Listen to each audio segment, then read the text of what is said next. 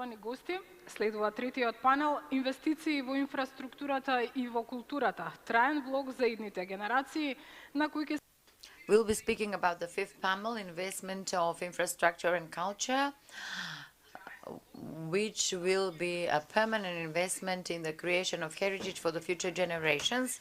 I'm inviting the Minister of Culture, Ms. Bisera Kostadinovska-Stojčevska, the Minister of Transport and Communications, Blagoj Bočvarski, Mr. Eyüp Rüstemi, Director of the State Road Enterprise, Mr. Zoran Stoyanovski, Director of Railroad Infrastructure, Zoran Pavlov, Director of the Agency for the Protection of Cultural Heritage, and Ms. Vesna Petkovska, Director of the Institute of the Macedonian Language. You may take the floor.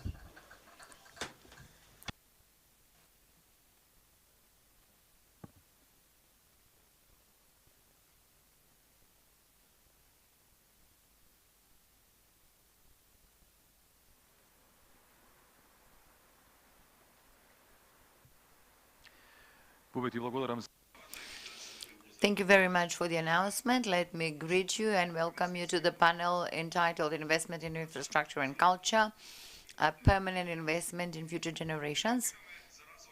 We'll be debating the development of infrastructure and connection of the Republic of North Macedonia with the countries in the region and certainly Europe through investments in road infrastructure, railroad infrastructure, connections through new airlines, and social welfare through the housing policy, and it is key for municipalities' development. We'll be talking about the methods and possibilities to connect with the neighboring countries through culture, with the countries from the initiatives current in our region, which are virtually the only way that will take us to the EU. After the announcement of the panelists in this topic, once again I'll welcome the Minister of Transport and Communications, Mr. Blagoj Bočvarski, Mr. Minister of Culture, Ms. Bisera Kostadinovska-Stojčevska, Mr. Eyüp Rüstemi, Director of the Public State Road Enterprise, then Mr. Zoran Trifunovski, Director of the Railroads of the Republic of North Macedonia Infrastructure, Professor Dr. Vesna Kostovska, Professor at the Institute of Macedonian Language, Krsta Biserkov, and Mr. Zoran Pavlov, Director of the Office for the Protection of Cultural Heritage. The investment in infrastructure for many years in a row have been noting record numbers. The Republic of North Macedonia has positioned itself in the region as a crossroad where the two key European corridors are passing, 8 and 10, and the corridor 10D, and these are virtually the strategic transportation policies of the government, where more than 2 billion euro of investment was made. First, the question addressed to the Minister Bočvarski: the investments into these corridors are more than required to secure the integration with the region and enable quick and smooth transport and connection of the country through the construction sector, and for citizens and companies to get good quality and safe transportation routes. You are mentioning 3 million passengers. So what does the Department of Transport do to implement all of these national transport strategies? Thank you. Good day from me to all the panelists, to the moderator, dear attendees, dear professors, in attendance, dear MPs, guests, dear media. First of all, I'd like to underscore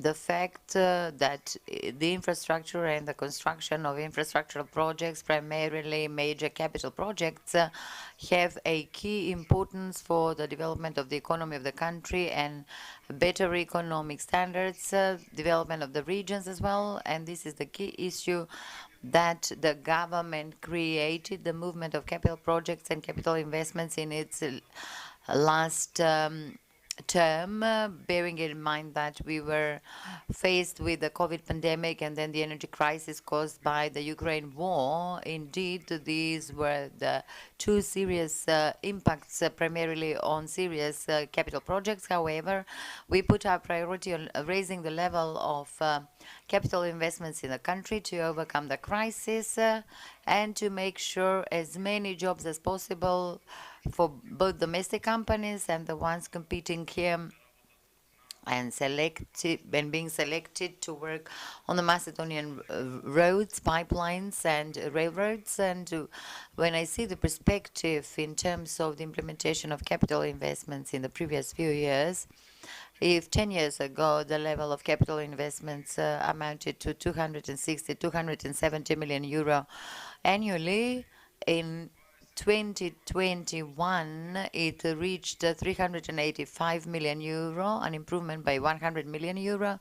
In 2022, it reached the level of 465 million euro capital investment, and last year we reached more than 700 million euro for capital investments, which means development of the country, construction of roads, railways, local roads, construction of gas pipelines, water pipelines, sewerage and social housing that brought about better livelihood and living conditions for the citizens. And the country must continue on the already set road. These are just realistic figures that can be seen on the ground. For example, the corridors 8 and 10D that started their implementation last year. We already have construction works on the ground, then design and expropriation and infrastructural projects are underway. Implementation has started on the ground. Then the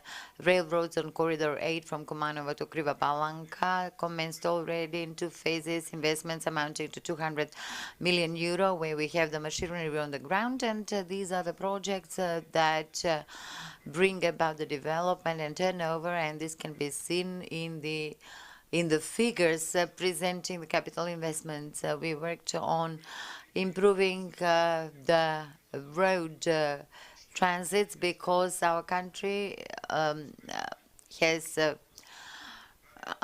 found it a key to develop the corridors, and in collaboration with Bulgaria, Albania and Greece, we managed to put the Corridor 8 as the key ones. We managed to do that last year with the EU, and Macedonia is a crossroads of 2 main European corridors. But this does not mean only to have the corridors on paper and to say that they cross in our country, but the goal of the government and all the institutions under the government is to have these corridors constructed, and therefore the Corridor 8 and Corridor 8 in road and railroad structure and the Corridor 10D are under construction, thus making the competitiveness of the country to a much higher level. The second point is to connect with the second interconnector, the gas connection between North Macedonia and Greece. The tender procedure is underway already. There are companies interested to enter the procedure and build this gas pipeline.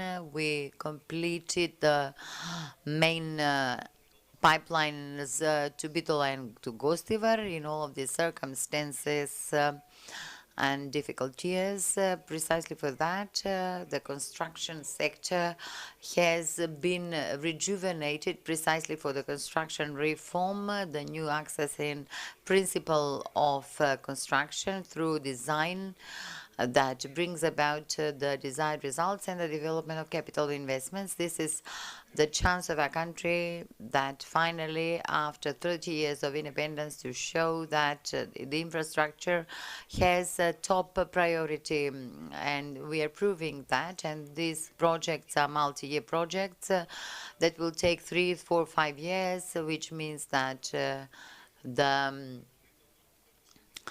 road is paved, and on top of that, we would wish to underlined the implementation of local roads, assisting the municipalities with 70 million euro support, where the concentration of movement of goods and people is the highest. So the efficient transport system is key for us, precisely for the fact that the 4 border crossings we rehabilitated because yesterday we went to the field with the director of the public enterprise for state roads, abandoning the Kriva-Palanka-Devebair section, something that is very important for the northeast region, and we are completing our task of connecting ourselves with the neighbors, because the express road Rankovce-Kriva-Palanka is coming to an end. A few weeks ago, we went to Bitola when we launched the road from Bitola to Medjugorje, and this fall in 2023, we launched the road Podmolje-Struga-Kafasan, which means that the communications are improved both with Albania, Greece, and Bulgaria, and tomorrow we'll be launching the section Skopje-Blace and the linkage to Kosovo, which is the regional road that is existing and that we are already using, but it was in a poorer shape, and now we invested funds to improve the connection with our neighbors. Our goal is the openness of the country and its economy, connection with the other countries to give the opportunity to citizens and companies. Mr. Rustemi, the public enterprise for state roads, has been continuously increasing its revenues on many grounds, but what was important is that the last year was a record year of capital investments and also a record year in terms of payment of pay tolls. So how many capital investments you implemented last year and where you spend this money? Thank you. Good day to you all. Dear ministers, dear panelists, dear professors, dear dean of the civil engineering faculty, dear attendees. It is my pleasure today to be with you in this panel to present all the results we accomplished as a public enterprise for state roads in 2023. We completed last year with these results we are proud of, because we had a number of records as a public enterprise for state roads, and therefore I wish to present all those results here, which are indeed record ones, because starting from the revenues up to the investments, if we compare the revenues from pay toll, we have to compare them with 2020, when the revenues of pay toll amounted to 34 million euro. Since 2021, we've increased them and managed to collect 46 million euro from tolls. Since 2022, we've managed to collect 53 million euro, and in 2023, we reached a record where we managed to increase the revenues from tolls, reaching 62 million euro, which has never happened before.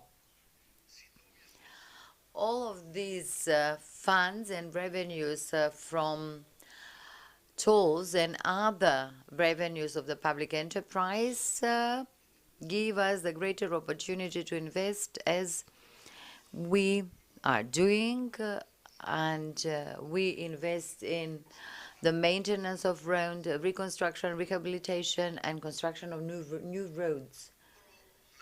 First of all, I wanted to show the results in terms of the revenues, because the other record we reached as a public enterprise in 2023 was in capital investments, because if the country has 700 million capital investments, only in the public enterprise for state roads, we had 400 million euros, which is to the credit of all the employees in our enterprise. And right now, I wish to thank all of those engineers and officers and employees in the public enterprise for state roads.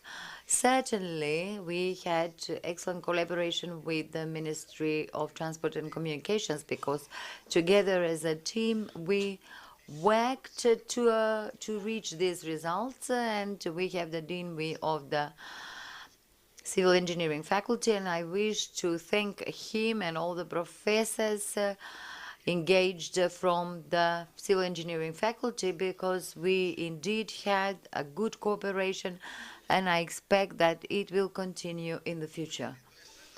2023 will be remembered for something else as well, because we managed to sign a historic agreement, which was the agreement with the consortium Bechtel and Ilka for the construction of Corridor 8 and Corridor 10D, where construction works can be seen already in both corridors. When we are talking about capital investments of the public enterprise for state roads, I have to say that our projects are multi-year projects, and I wish to inform you that from 2021 to 2023, we either completed or put in the phase of implementation about 900 kilometers of road network, of which 630 kilometers within these 2 years were completed. 160 kilometers of highways are under construction, and 51 kilometers of express roads, and rehabilitation of 65 kilometers of roads, which means that currently and during this year, we will have a great offensive to have the road network built in the Republic of North Macedonia. All the projects on the way are overcoming the value of 2 billion euros.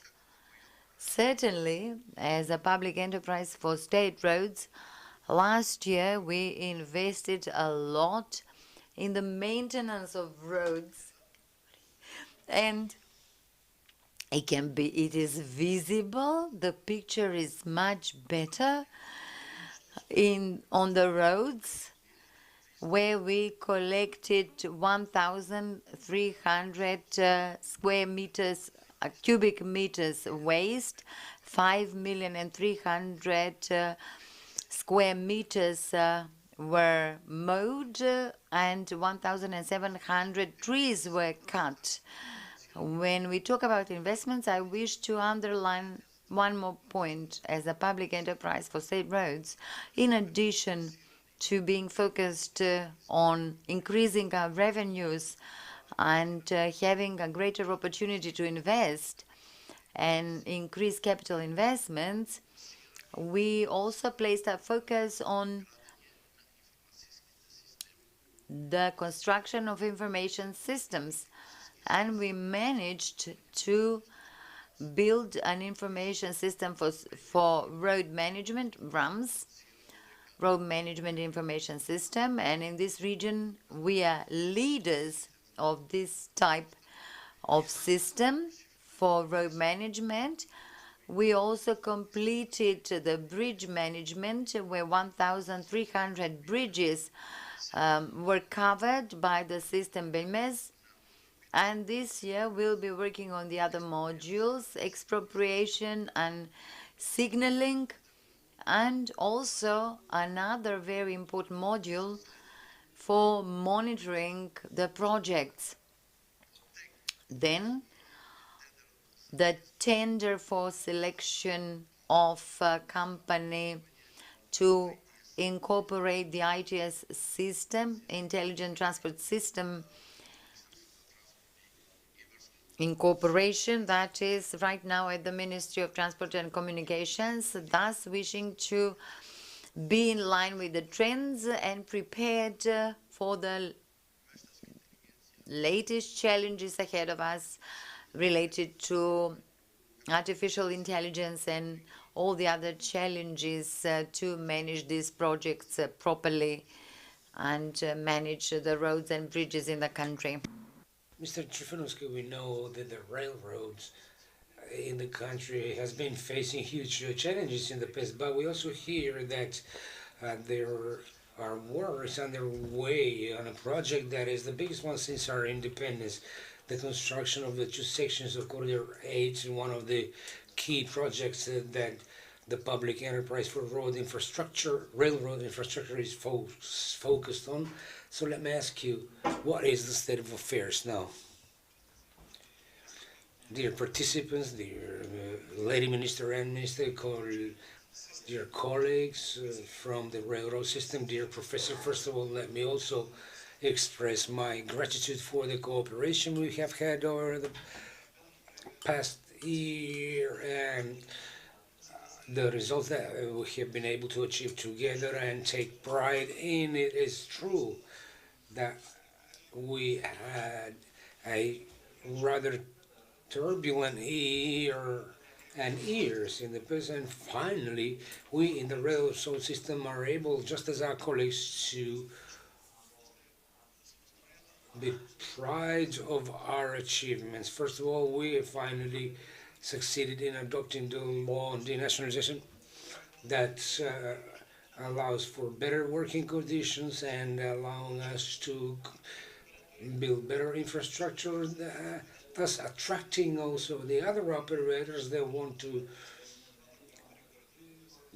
travel through the two corridors in our country. Specifically, when it comes to our enterprise, we are continuing with our construction activities on both sections that have already been commenced. Those are the sections of the eastern parts of Corridor 8, the first one being the Kumanovo-Beljakovce section, and the second one, Beljakovce-Kriva Palanka. As for the progress of the construction activities on the first two sections, we can say that things are going in line with the plans of the contractors. The first is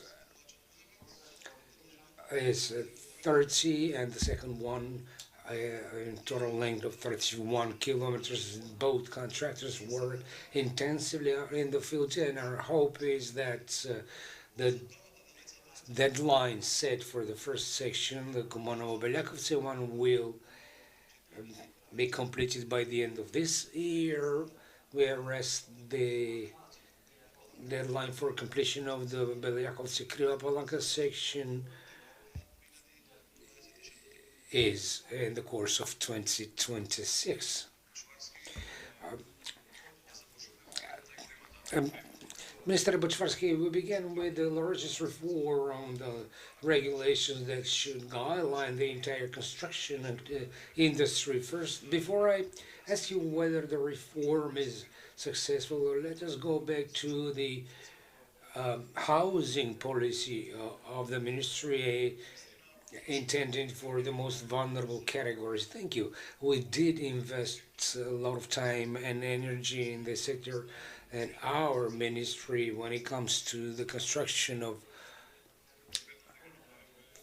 apartments for the vulnerable categories of citizens, and I think that we have been successful seeing how that was done in the past, when only one or two buildings with such apartments were built and allocated. Only in the last 2 years we were able to build 9 such buildings in 9 cities and allocated to those in need. These projects are visible for the citizens, both also in Gosti, Stromica, Negotino, Demirkapi, Vinica, Sveti Nikoli, and Probishtip.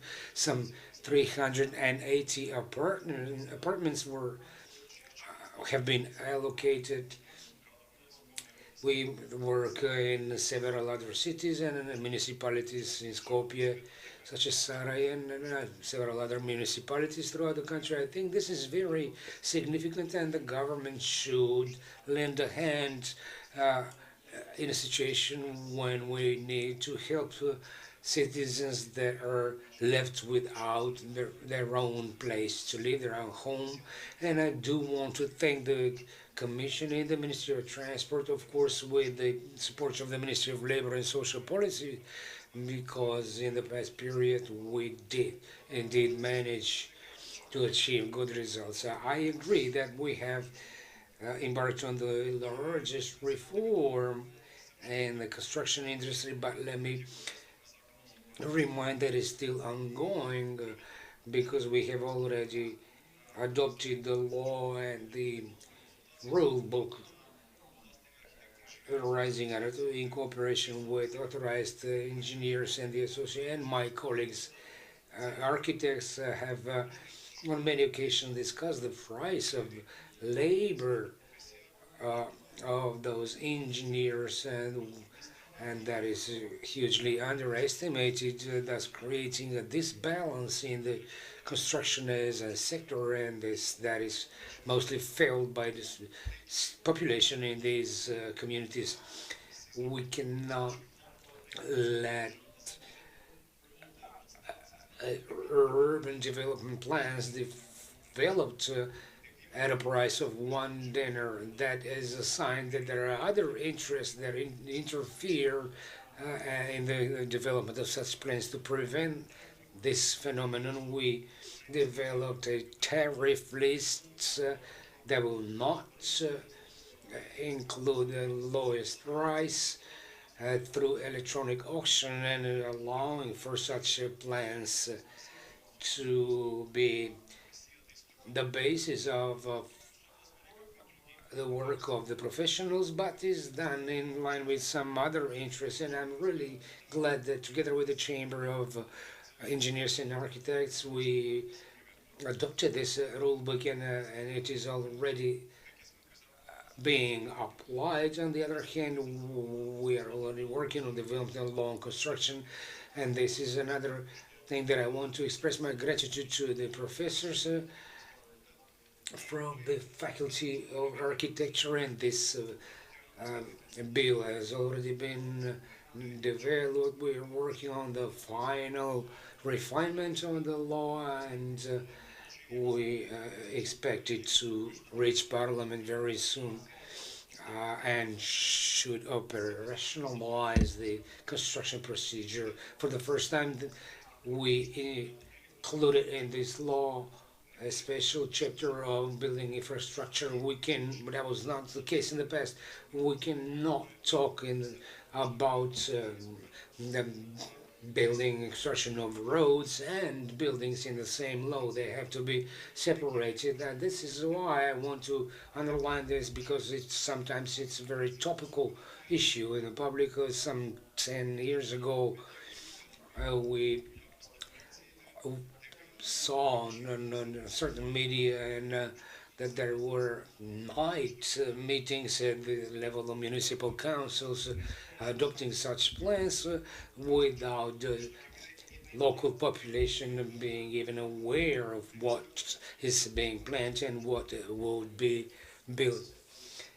And this is made impossible now with the law, because it stipulates that 2 public debates should be held before any construction, at which citizens will be informed of what the plans are. And on many occasions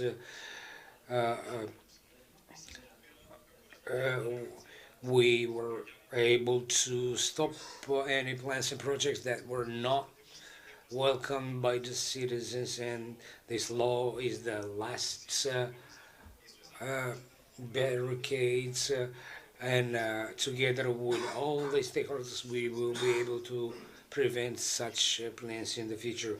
With the adoption of this law and the rule book, we will see results, maybe not today, because we are still implementing urban development plans adopted 10 years ago, but as of today, then this will be reflected in the months and years to come, and the citizens are already feeling the benefit of this. Nothing can be concealed from the public if you work in accordance with the law and the rule book. No urban development plans can be adopted behind the backs of the citizens, and that will be, and I'm really an optimist that this reform will and must continue. In addition, with Professor Igor Markovsky, who is the Dean of the Civil Engineer Faculty and the series of engineers, we are working on the Euro codes to synchronize practically the civil engineering community with that in the European countries and work in line with those principles. These are huge and significant processes requiring time, many concessions, and a lot of work. I'm convinced that a country that has truly high quality engineers will continue to support this reform as it is already yielding the results desired. Mr. Rustimi, you say that you are glad with the achievements in the last year, especially in 2023. Do you also expect the same or even higher success this year? What is your budget, and is that satisfactory for your plans for the year, and seeing that we're investing another strong wave on investment activities in the road infrastructure in the country? Of course, when I presented the results of last year, that we have reached certain level, and our goal is to even surpass the records that we had last year and make new ones this year. This is why we already have a 2024 program which is much more ambitious than last year's, because when I was talking about the capital investments and the projects underway in our enterprise, these are all multi-year projects and are already underway. So this year we will have a much larger construction offensive, especially in the case of corridors 8 and 10D, on which the Bechtel Enca consortium is engaged. We are discussing with the European Investment Bank about the construction of 2 new sections, and I expect that we will have selected construction companies in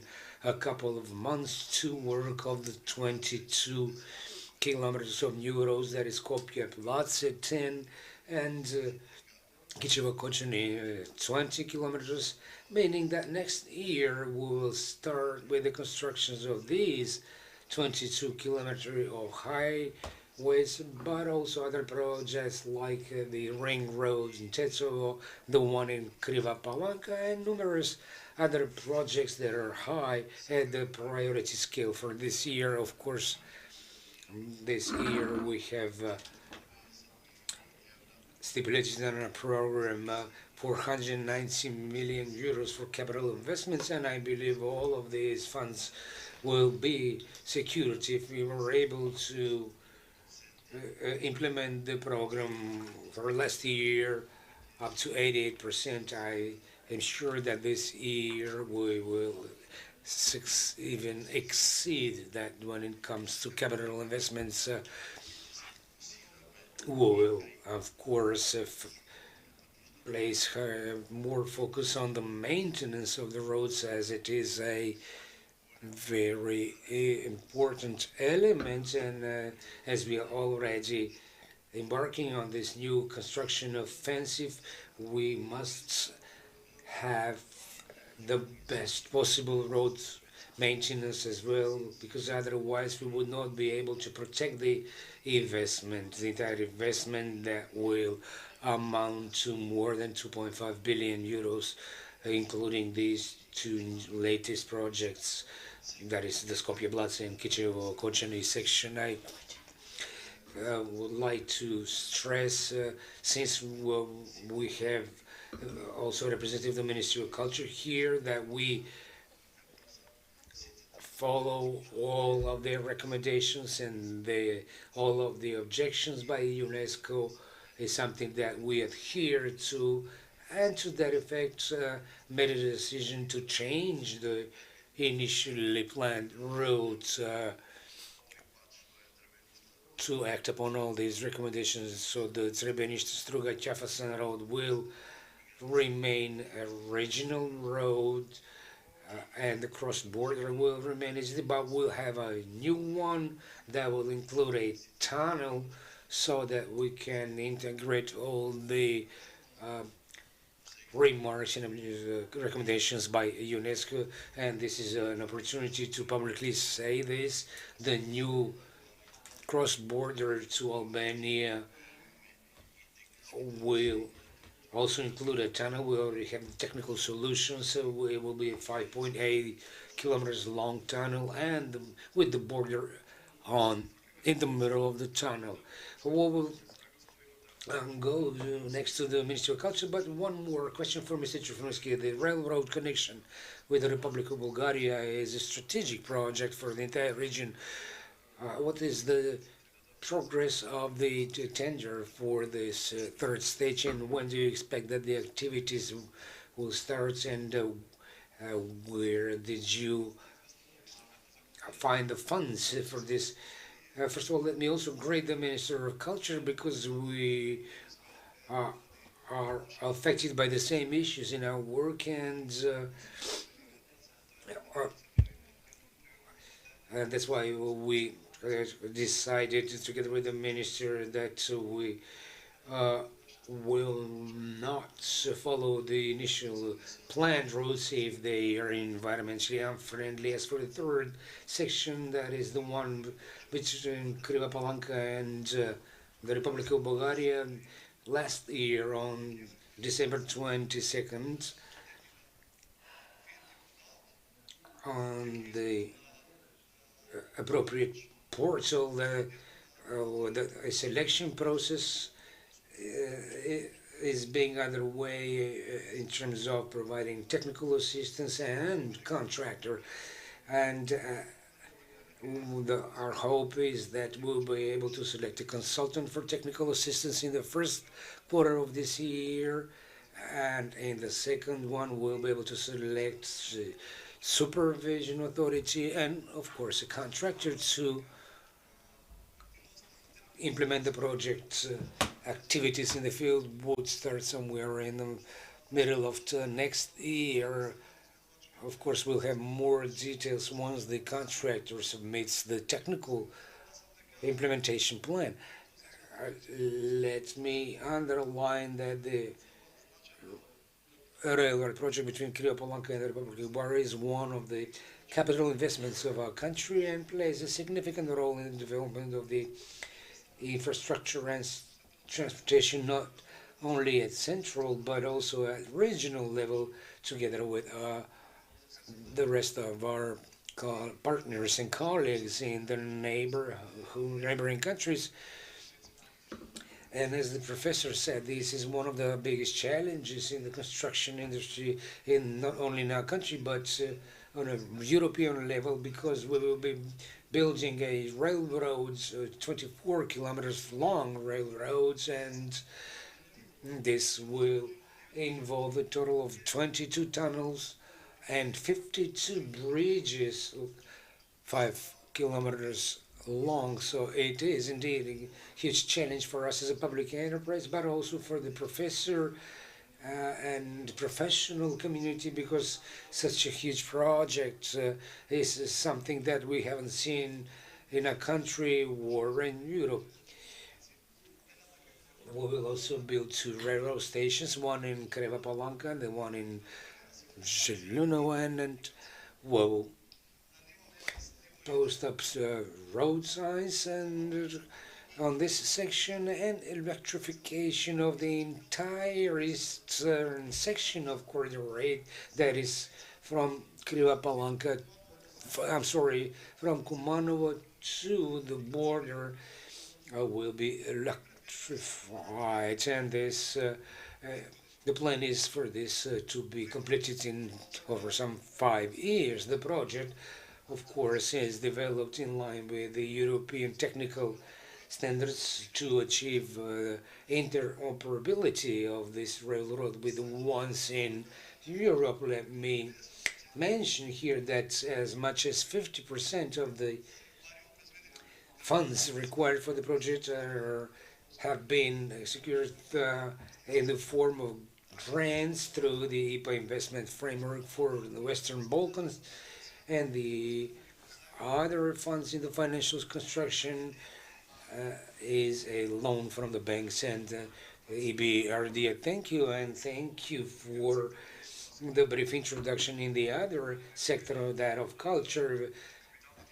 We already made a summary of the capital events in the road and railroad infrastructure. Minister, welcome once again. What have you done in the past 2 years, and how much has been invested in the culture over these periods? It was just when everyone thought that we as a ministry and sector have nothing with the construction sector.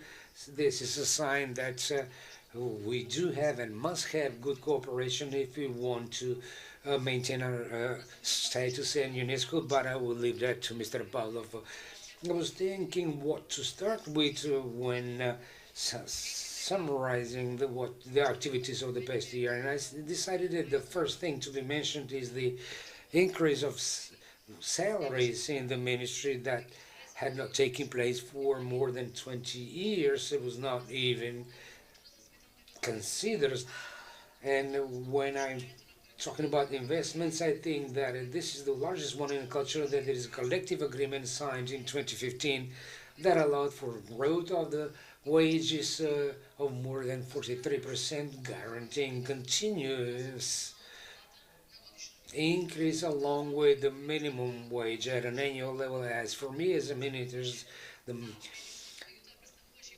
implementation of this agreement was a challenge, but also a pleasure, because the salaries of the heads of the cultural institutions were increased, because each and every one of them have their responsibility, bear and have to be awarded accordingly. It was and has been and is still my honor to work with these directors. They are exceptional cultural workers, and this is proven day in and day out in our common efforts.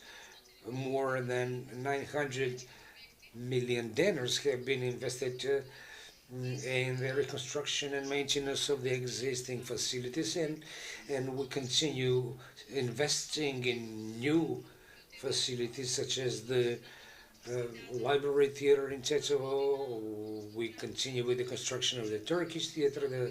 At the end of last year, we signed the agreement for the new premises for the new institution, jazz orchestra of the National Jazz Orchestra. And I am very glad, after so many years, the entire procedure with the school in Ljubojno is now completed, and this school is now becoming a center of promotion of the Macedonian language, and because I believe this is the only way in which we can foster our values, culture, and history and language.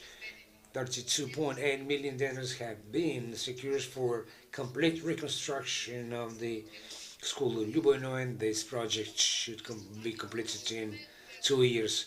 In Kurbinovo, I think this is the 9th or 10th year of a continuous work on acceleration of the procedure of complete reconstruction of Kurbinovo, and again, thanks to the Ministry of Transportation and Communication, it is much easier now for the employees in the museums in Bitola and to go there.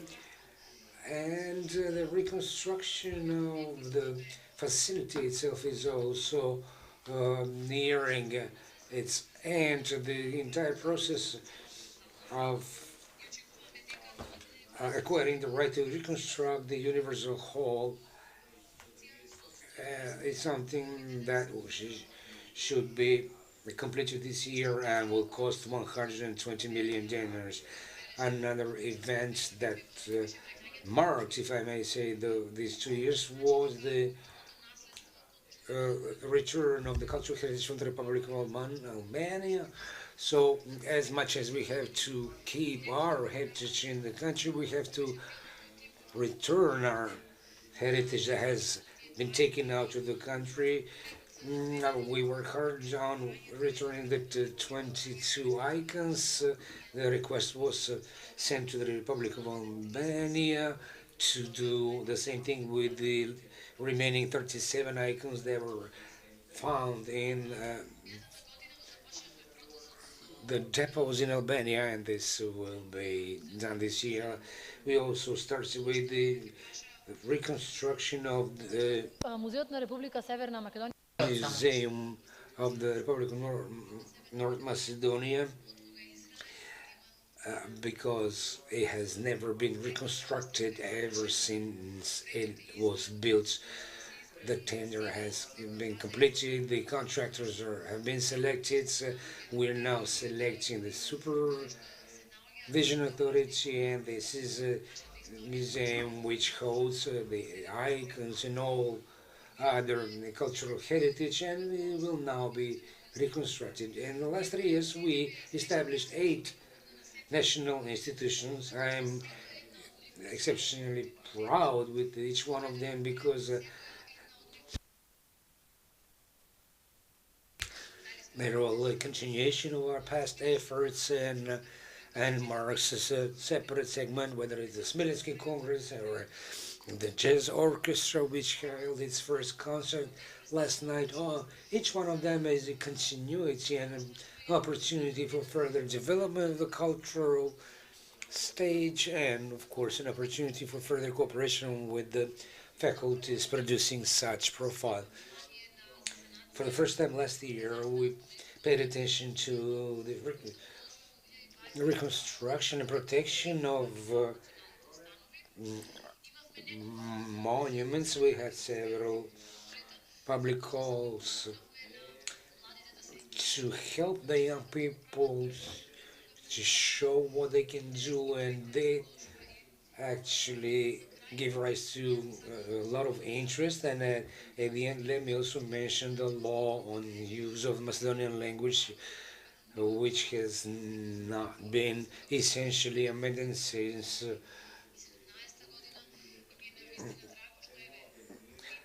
a lot of decades ago, and I'm really glad that this Friday on a parliamentary session they were presented with a new bill, and I believe that finally it will be adopted and we'll be able to continue implementing everything that is stipulated in the law, because it is such amendments that will allow us to continue with our work.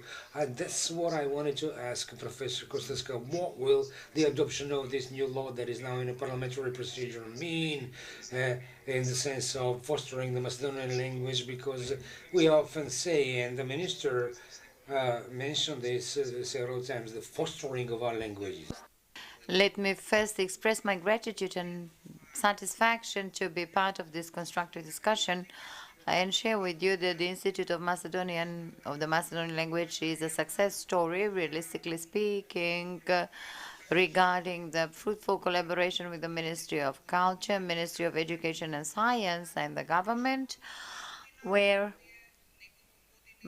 within the last few years, capital projects were implemented that are important for the Macedonian language and for the institute as a national institution in general. In terms of the law, I would point out that the government showed a sense for the fact that academia should also take part in its formulation. The Macedonian specialists and people from the Institute of Macedonian Language through those public debates and hearings where the discussions provided by the linguists were incorporated into the proposal for the law on the use of the Macedonian language.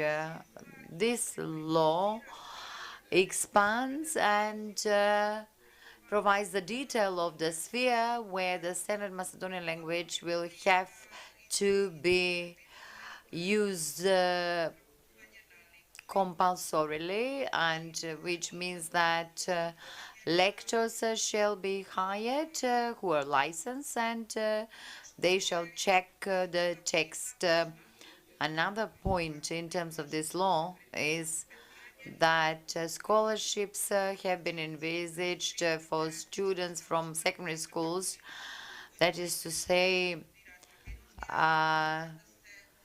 senior high school students who are interested in studying the Macedonian language, that is to say undergraduate, graduate, and doctoral studies, where the interest in studying the Macedonian language will go up, because as we know, in recent years, the interested students have been on the downward trend. Macedonian language cannot be casted and put in parentheses and thus protected, but it can also be left, it cannot be left to the elements that would do damage to the language itself, and therefore it's good that the Ministry of Culture will have an inspectorate established as a legal body responsible for monitoring the implementation of the law on the use of the Macedonian language, and refer to places where it is not applied properly. And one more point I wish to share with you, which is also interesting about this law, is the fact that I'm a member of the Lecture Commission, and after publishing the points of this law, we as a commission realized that a huge interest was shown by the Macedonian professionals to take this exam and be licensed to become lecturers, so the proofreaders, and the announcement of this law is that employments will be opened, and the law is not adopted yet. It does have an effect. The language is not jeopardized. It should not be protected by intimidation and apocalyptic visions, but simply it would be good for this law to be adopted that stipulates many realistic aspects that will provide the basic framework to observe the standard language. Now we are saying the Macedonian language as a protected good and a constitutional category. Are there any benefits of it as such? I can speak at length about this, and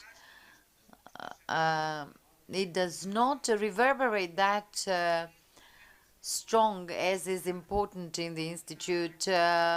In past years, the persistence of the management and the sense of the government and collaboration of the ministries, I will underline that full 24 years ago, the Institute of the Macedonian Language did not have any young staff, with the exception of one scientist.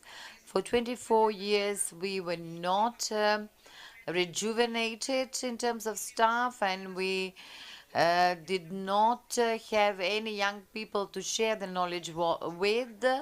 And this happened last year, and 16 young people were hired by the Institute. Now it is alive and it is buzzing. People are exchanging experiences there. and young people who got employed immediately fitted in, although there's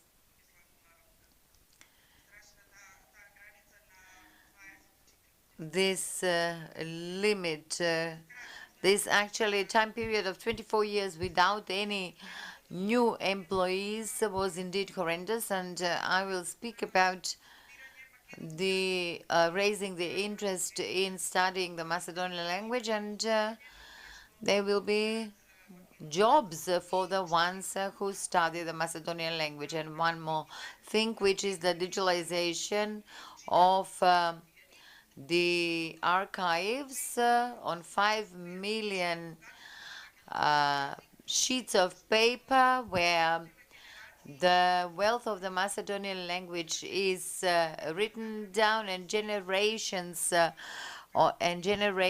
of scientists have worked, and it could have been easily bent down by one piece of matches, and now they've been digitalized, and it's capital investment in the language, and there's a lot to say, but I think that this was sufficient.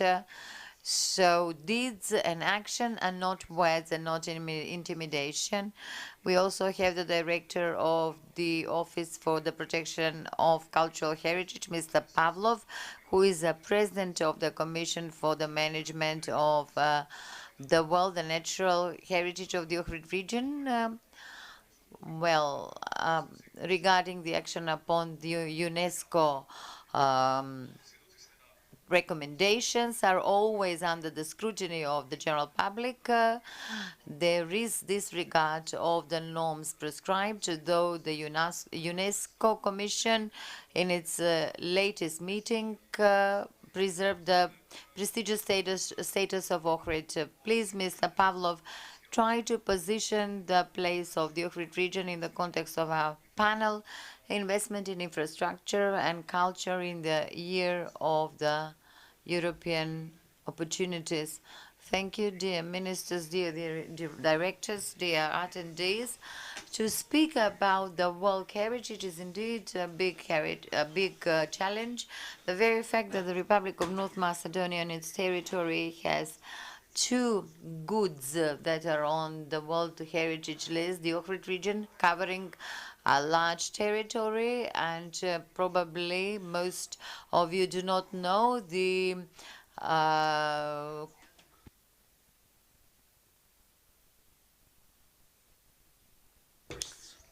forests in the Ohrid region, and also in addition to the church in Kurbinovo and Kokino, the ancient observatory, and natural localities such as Marcos Towers, Slatino waterfalls shows the wealth of the Republic of Macedonia that is recognized globally. When we speak about the Ohrid region and the situation there, I will go back a bit and the information that this region was on the World Heritage list since 1978-79, and until 2019, people tended not to recognize the World Heritage. Only when the first response mission in 2017 coming to us and saying where we made mistakes and what we should do, we started going back, and the period from 2017 to now, which is only a 6-year period, I deem we did a lot. And I think that the heritage was a very in an enviable situation for many years, with the Ministry of Culture, with the maximum engagement of the colleagues from the office and the Museum of Ohrid, with some partial support by the local government. We can see the final outcome of the collaboration with the Ministry of Transport and Communications and the railways to identify the modalities and respond to the challenges that UNESCO pointed to us in terms of infrastructure. And let us not be misunderstood, those are costly projects, but in spite of the major investment, the requests were met to preserve the world status. What is important is that as the years are coming, we are moving forward, and we are now finalizing the amendments to the law on proclaiming the old core of Ohrid as cultural heritage of significant importance, and we are working on modifying the law to reach better quality solutions to protect the world cultural and natural heritage. Macedonia is among the first one, not counting the official languages of UNESCO, among the first countries where the guide and manual to develop a study on the impact on the heritage was translated into Macedonian. That is very important for the cultural heritage as a whole, which is a step forward, which shows that the country wishes to move forward and takes care of the heritage. Again, the Ministry of Culture, through its programs, is identifying ways to educate professionals, conservers, and protectors, because the need for professional staff is really urgent, and unfortunately we still have a low number of people using the advisory bodies of UNESCO, such as ICROM and ICOMOS, to attend their courses, but we are moving towards that direction to attend those educational workshops. As a result of the recommendations, we are aware, I have to admit, that UNESCO is also aware of the fact that certain processes cannot be implemented within a period of 1 year. Some projects like the infrastructural ones would take even for decades, and the same as we cannot say in a quantitative fashion how many goods we've conserved, because the restoration and conservation and protection is a lengthy process. If we are talking about figures, we cannot speak about the quality of conservation and restoration, and we'll only speak about completed matters in line with the latest decision of the 44th session of the committee. The Republic of North Macedonia and the Republic of Albania, that we share the goods with, were entrusted to develop a rehabilitation strategic plan, which is a good tool to detect all the weaknesses, risks ahead of us, and identify the modalities to handle such risks.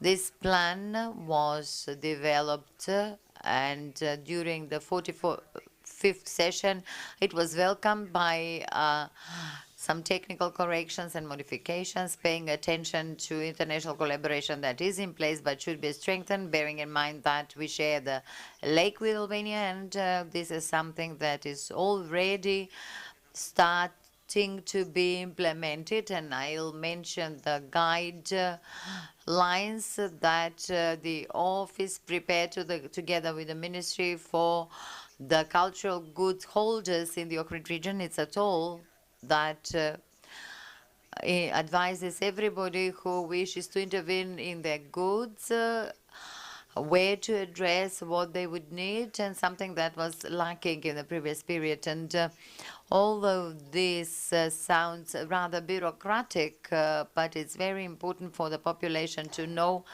what and how they need to do the things. On this occasion, the Commission, although criticized by the general public, but from 2017, when it was established, it has been making good results. And I think that we already have understanding with the Ministry of Transport, since it's mainly about urban planning and infrastructural projects, and the results are already seen. A good deal of urban plans are harmonized with the Ohrid region plan, and we can hear that the Ohrid people are observing the recommendations of UNESCO, and we're following the right direction, and we will have the results in the future and preserve the status of World Heritage. We are talking about the engagement of the government to protect the Ohrid region, and Mr. Pavlov mentioned the government collaboration with the Republic of Albania. Ms. Minister, you are president of the National Committee of UNESCO. I'm interested to know how you collaborate with the local government. And this cooperation is always a challenge in itself, because while we were reacting as a commission to the decisions of the two municipalities of Ohrid, they remain deaf to all our requests and continued adopting decisions at the council level that are harmful and contrary to the UNESCO principle. There was this statement by the Ohrid mayor recently that it was not an unhappy statement. There are mayors that do not care about the development and protection of their heritage. I, as a minister, and the entire ministry cannot do this on our own. If we cannot come to terms about this, if we can come to an agreement about the two large corridors, and then I'm sure we can come to an agreement not to change the status of certain facilities at municipalities level only because of the interest of some partisan. As long as I'm a minister, and together with the director of the Cultural Heritage Protection Agency, will continue to work in this direction and to improve our cultural heritage register. How much are you satisfied with the decentralization of culture, and is culture finally accessible to everyone? The capital investments is an item that we have been able to complete last year, and this is an item that has never exceeded $1 million last year. Well, that was in the past, but last year we invested $43 million in municipalities where mayors demonstrated full awareness of having to invest in culture. So these $43 million were invested in several municipalities where the mayors, as the mayors themselves said, no capital investment has been done in the past. This year, this item amounts to $50 million, and the goal is for it to increase every year, because everyone has the rights to go to a theater or a concert. Everyone has the rights to be exposed to culture, and everyone is entitled to enjoying and the beauties offered by culture. So it should not only be decentralized here in the capital, but in every municipality. That's why I said that the mayors who demonstrated awareness of the need to invest in culture in their municipalities did so under projects that were very well accepted and completed in the course of last calendar year. The municipalities Kratovo, Krushevo procured urban equipment that they used to spend a lot of money on. Volanovo, the municipality of Volanovo reconstructed is a cinema, so we did show that culture should be present in every city, not only in Skopje. Professor Kostovska, saying that you come from the Institute for Macedonian Language, Krstemirsko, what are your main activities contributing to the protection and promotion of the Macedonian language? What was the question again?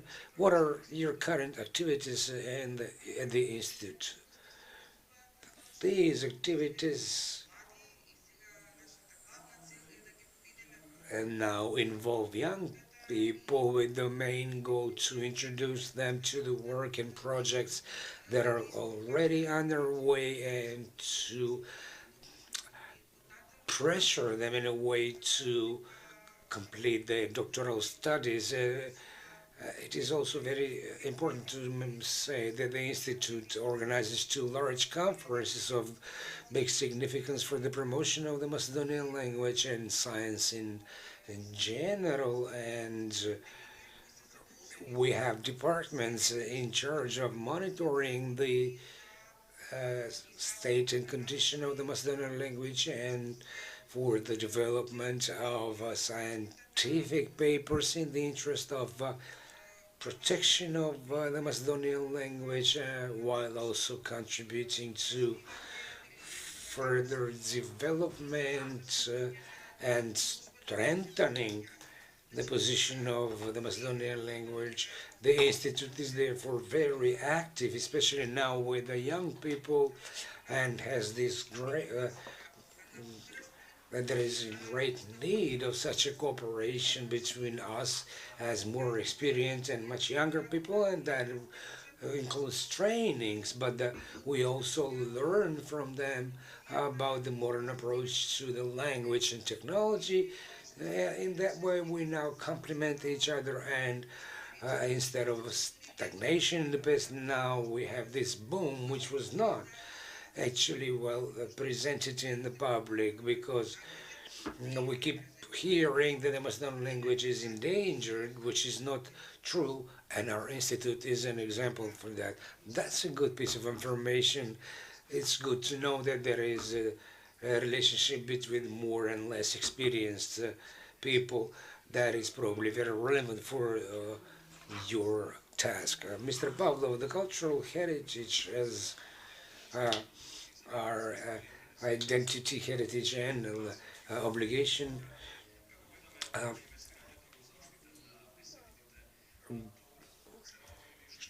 is what is done to protect these priceless goods. In any case, when we talk about the cultural heritage, this means investments of great efforts.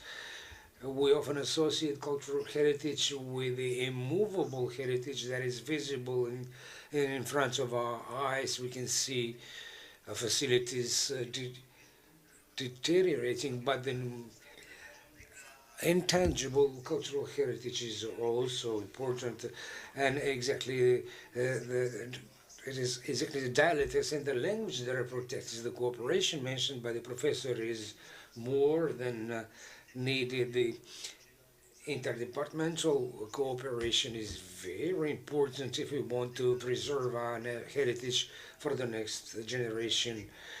The digitalization of the registry was mentioned, and this administration was part of this registry to preserve the goods, and then we went on to proceed with other products. So the desire to preserve the legacy and heritage is there. What is lacking is professional personnel. We are making attempts with the help of the ministry to enhance this personnel, because these are specific activities that must be done by people having adequate skills. Projects are underway. The famous, if I may say so, aqueduct that has been building for many years and will take many more years, as conservation in itself is a lengthy process, and the to make things worse, this is obstructed by private property that needs to be expropriated to see if we are to go to the next stage of preservation. What is now stipulated under the new law, as it is in the national strategy that is almost adopted as a national strategy for protection and preservation of cultural heritage.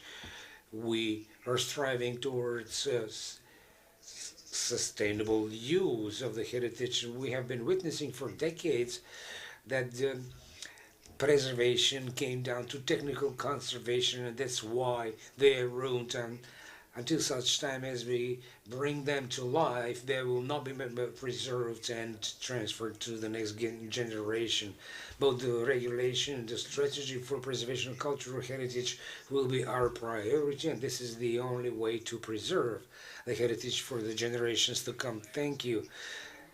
We say this is a year of European opportunities. What do you think this year will bring for us? Macedonian culture is already in the EU.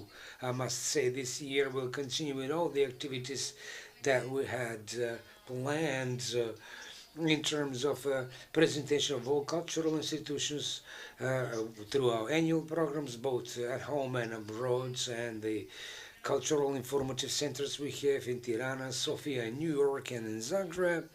We have to complete the process of EU integration to have an even better and greater cooperation in the area of culture to achieve the goals set when it comes to expansion of our cooperation on an international level. And this is why I'm saying our culture is already in the EU. We have been recognized in terms of history, culture, language, and identity. The only thing for us to do is to complete this process so cultural workers can move more freely and take even more pride in what we have.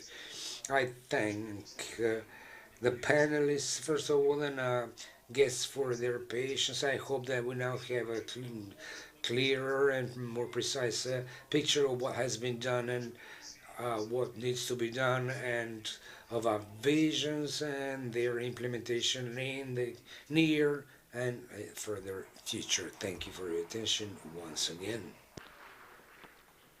Ви благодарам. Thank you. Dear guests, this panel wrapped up this two-day conference entitled The Year of European Opportunities.